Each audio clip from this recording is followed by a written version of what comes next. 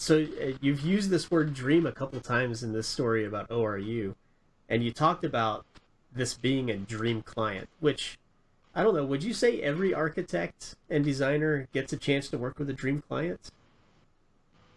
No. I, Uh, and I I think that there are sometimes an opportunity or two, but I think it's oftentimes a little rarer than we'd love it to be. And I think that that's part of our challenge as architects is that we've not been taught or understood how to grow those clients and how to find them, and let alone how to treat them. And I think that if there was any area that we could invest time in helping one another on, it would be probably that. Relationships. Yeah. And being able to discover each other, being able to serve one another, and and to have something to give. There's an old idiom that says you cannot give what you do not have. If I ask you for a pencil and you have none, how do you give me one? And so we need to be what we're supposed to be so that we can give magnificently and generously and in abundance. Yeah, and But we also need to we need to find each other. We need to find each other. yeah, I think every architect in their career will have a best client, but Hmm. not a dream client.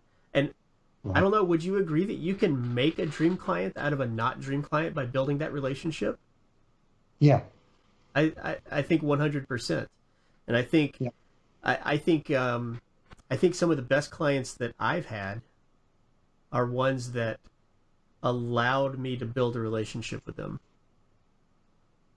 And and this is another interesting thought to put into students, especially new graduates.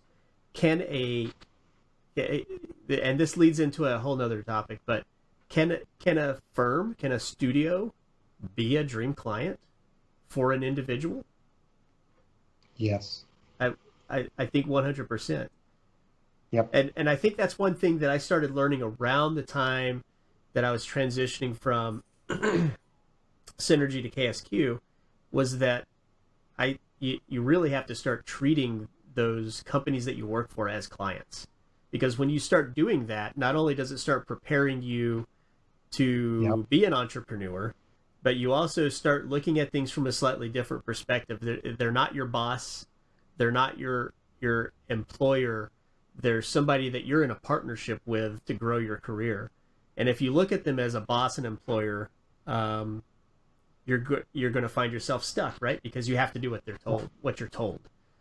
Yep. But but a lot of times an employer can come across as a boss, not intentionally, but because you're just doing what you're told to do. And I'm not telling people to stop doing what you're told to do. Okay, you got to get your work done at the end of the day. But if you take the time to develop those relationships and find a mentor, someone who and this does require you admitting you don't know everything about architecture. If you go into it thinking that you know everything and that what you say has to go, then you're going to have a hard time finding a dream client. Agree? Disagree? Yep. Yep. Absolutely. Well said. So Very well said. I think that that building a relationship thing is so important.